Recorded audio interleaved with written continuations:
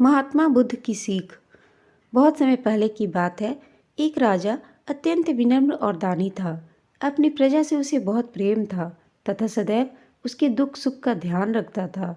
इन्हीं गुणों के कारण उसकी ख्याति दूर दूर तक फैली हुई थी।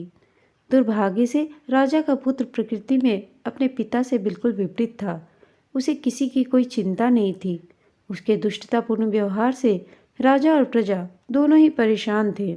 उसके पुत्र को सुधारने एवं सही मार्ग पर लाने का बहुत प्रयास किया गया, परंतु सारा असफल रहा। उसे ज्ञान देने हेतु दूर दूर से विद्वान एवं मनीषी बुलाए गए, परंतु दुष्ट बालक के व्यवहार में कोई परिवर्तन नहीं आया, बल्कि आयु बढ़ने के साथ साथ उसके दुर्गुणों में भी वृद्धि होती गई।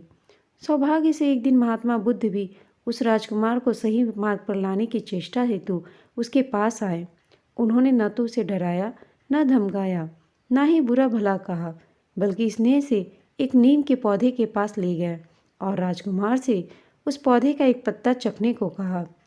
नीम के पत्ते को खाने से राजकुमार का मुंह करवा हो गया और क्रोध में आकर उसने उस पौधे को उसी समय उखाड़ कर फेंक दिया।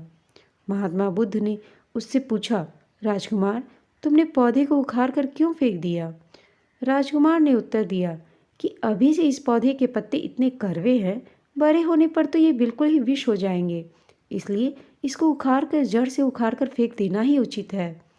राजकुमार की बात सुनकर महात्मा बुद्ध ने गंभीर होकर कहा, तुम्हारे कड़वे व्यवहार से राज्य की जनता भी बहुत पीड़ित है।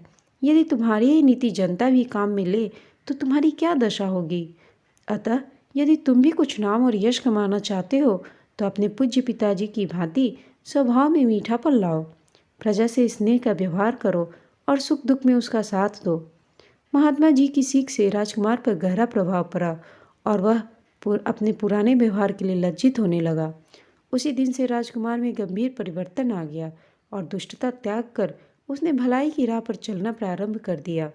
दोस्तों, हमें सदैव अच्छा व्यवहार करना चाहिए, सबसे अच्छी तरह से बातें करनी चाहिए और सबके साथ मीठा बोल बोलनी चाहिए।